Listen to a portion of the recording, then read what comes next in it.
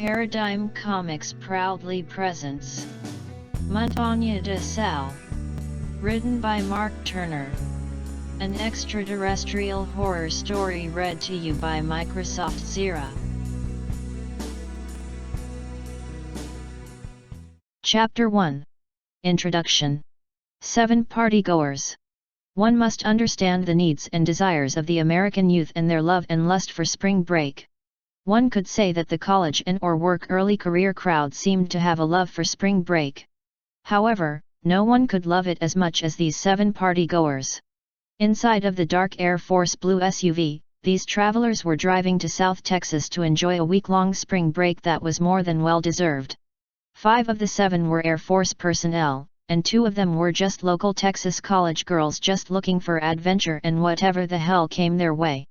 As they were driving on the road, they could see signs leading to a historical yet uncommon camping location in South Texas called Montanya de Sal. Montanya de Sal, or Salt Mountain for those that don't speak Spanish, was a pseudo-popular campground and resort town in decline.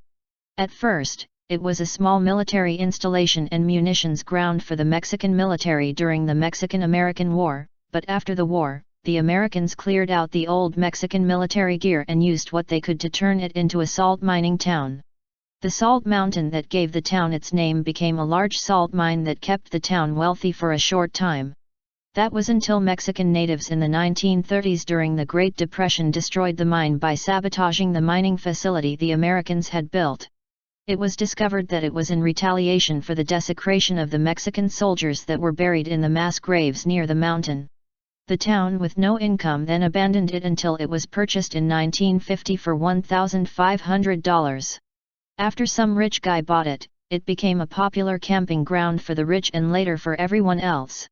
People could still visit the remains of the mines and see the equipment left behind, but the American government was afraid of doing any serious archaeological studies in that town.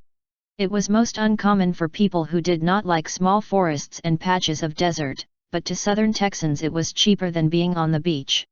Still, 7 travelers, crammed inside of their SUV still wanted to go. In the driver's seat, Michael Morris drove and focused on the road with sharp concentration. He was a member of the Air Force Special Forces Dagger unit stationed out in Texas.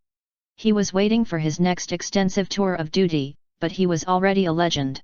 His special operations missions in Iraq and Afghanistan along with his 2 gold stars and Purple Heart were the reason he was promoted to staff sergeant so fast at the age of 22.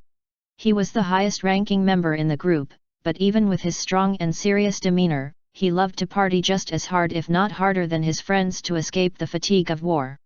Next to him was his beautiful and ever so smart and loving girlfriend, Senior Airman Elizabeth Meyer, but her friends called her Lizzie for short. She was a military brat who had the chance to go to MIT but went into the Air Force and became a communications engineer instead. As she twisted her dark brown biracial curls, she looked at Mike and smiled. She had been dating him for 7 months and her jar-headed father approved of him despite his hatred towards the Air Force. Her friend who worked at the mall back in San Antonio and her friend Melissa said that they saw Mike shopping at a jewelry store, meaning that he was possibly getting an engagement ring. Lizzie was so excited and hoping to tie down the man she loved dearly as she held his right hand as he drove the SUV. In the seat behind Mike was his best friend, Senior Airman Chuck Willowski. Chuck was an MP like Mike, but without all the Special Forces training. His entire life he wanted to be like his cop uncle back in Milwaukee, only in Chuck's case he became a cop in the Air Force. Chuck and Mike met in Iraq 2 years prior when Chuck started playing Bone Thugs and Harmony on patrol. Both men were big fans of the group and would always play their music when out on patrols. Mike would jokingly call Chuck Chucky Bone and Chuck would call Mike Mikey Bone when cruising the deserts of Iraq looking for a fight. It was Chuck's idea to check out the secluded resort town and to hopefully get some wild boar hunting done before the season changed to summer. Next to Chuck was his cute girlfriend, Senior Airman Melissa Blake. Melissa was a short yet cute and attractive redhead with a red-headed Irish temper that she inherited from her great-grandparents. Yes, she was a terrific medic, and unlike a lot of women in her field, was willing to go into a hot zone blindly to save people. She met Chuck in Iraq after patching up Mike's first bullet wound in his left shoulder. Mike helped introduce the two, and they fast fell in love.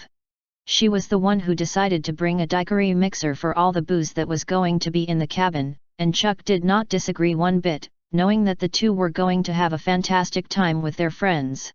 Wanting to hang with Chuck and the guys, Melissa decided to bring her single-fire shotgun along with Chuck's archery set, knowing well they were packing state-of-the-art weaponry for a simple boar hunt. She was hoping to show the guys how to hunt correctly and not make asses of themselves. In the far back of the SUV were Ron and his two girlfriends. Senior Airman Ronald McKinney might be one of the best mechanics in the Air Force hands down, but his reputation with the ladies would make Quagmire on Family Guy look like a celibate monk. He would always try to con his way into a woman's pants, always preying on women with car trouble or women that needed help with anything mechanical. His libido was like Visa because it was accepted everywhere. He would sleep with young women, old women, married and or single. He did not care just as long as it was warm and wet, but had enough decency to stay away from his best friend's girlfriends. He was laying back half asleep in the SUV as both girls were covered up with him under a blanket, possibly doing something sexual to him as the SUV sped along the road. To the right of him was the cute college freshman Lisa Yang. The petite and cute South Korean immigrant girl whose parents had a problem with her being too Americanized by the society they lived in. Yet since she was the third child out of the four, her parents thought it to be inspected since she did not have the same standards and discipline that her older siblings had to have. Still, she was looking forward to this trip to get away from studies and her parents wanting her to get into the field of medicine with their nagging that drove her damn near insane. Still, she brought along her girlfriend who was sitting to the left of Ron and was her sometimes lover, Tracy Klubik. Tracy was another stereotypical blonde who went to college. She was also a freshman and having a bisexual relationship with Lisa and Ron, the likes of which if recorded would get high levels of views on any and every porno website. To Tracy, having sex with Ron was always adventurous, and to her and Lisa it felt like every bedroom that they defiled was just another notch on the nymphomaniac's bucket list. They knew that the girlfriends of Mike and Chuck were jealous of them because Lisa and Tracy had scantily clad looks, and the bodies they had. They knew they could get the attention of any man they came across. Both women knew that Lizzie and Melissa were going to give them hell in the classic passive-aggressive way that all jealous women do. Yet to have a chance to make the ladies jealous, and if they played their cards right could sneak a fuck from Mike and Chuck, they would be more than happy to do so.